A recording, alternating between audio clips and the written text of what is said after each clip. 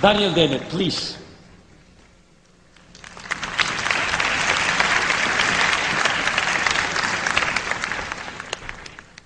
Thank you. Buenos dias. Is there such a thing as a non-believing or atheist clergyman or pastor or priest? And the answer is yes. And in fact, there are lots of them. And I have just completed, with an assistant, a wonderful researcher, interviewing at great length and completely confidentially 6 non-believing preachers.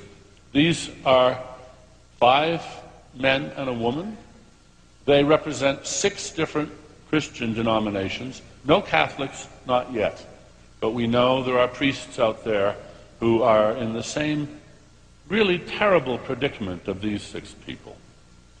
These are people who went to seminary after school with wonderful hearts, going to give their life to God, going to do wonderful good things, and they got in seminary and they read about how the Bible was created by fallible people and what a political process it was. And they learned things they never learned in Sunday school. And some of them just walked away. Some of them walked away angry. They were the lucky ones. The ones who stayed made accommodations, and they had plenty of help learning from their professors how to make these accommodations. And they got ordained, and they got their church, and they got their pulpit.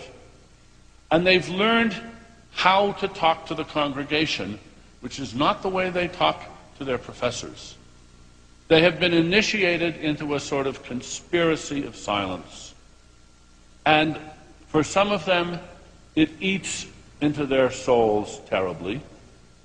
Some of them figure out how to accept this, how to live with this. But they're all of them deeply troubled, and they can't get out. Carol Tavris yesterday talked about how hard it is for people to admit they're wrong. Well, when you've devoted 5 or 10 years to a church, preaching from the pulpit and say, I'm sorry, I don't believe anymore, it's extraordinarily difficult. It can ruin your life.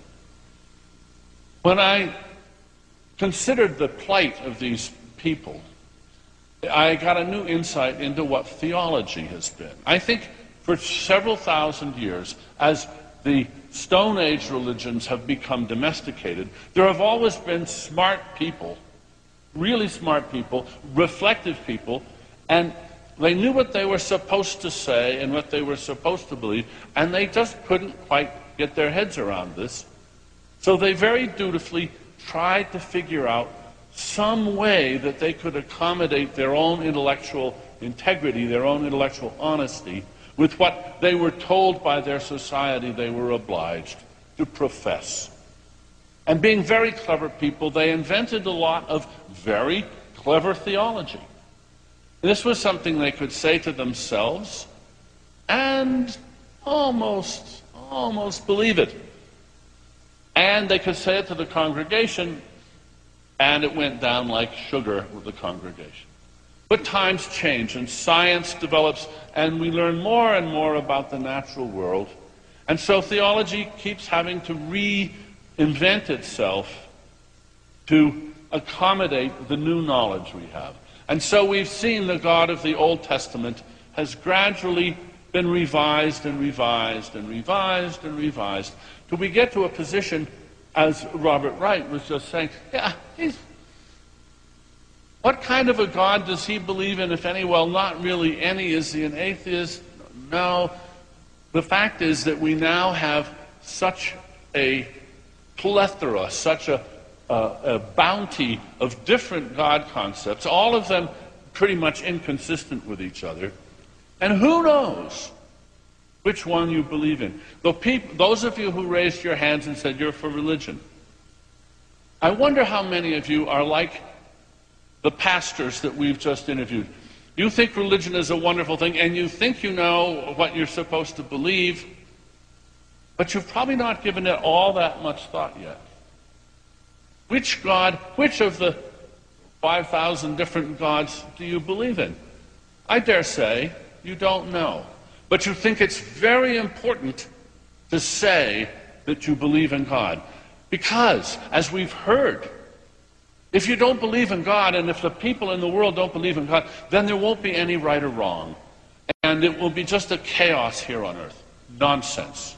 That is the biggest lie that is spread by religions of all. That you can't be good without God. Of course you can be good without God. The meaning that we, using the minds that we have, that have evolved naturally over millions of years, and now we've added, as Robert Wright said, we've added cultural evolution, we've added science. If we together put our heads together, the morality that we come up with will be the morality that we should obey, because we have chosen it. We have figured out this is the best morality to have. So we don't need religion for morality or for meaning of life.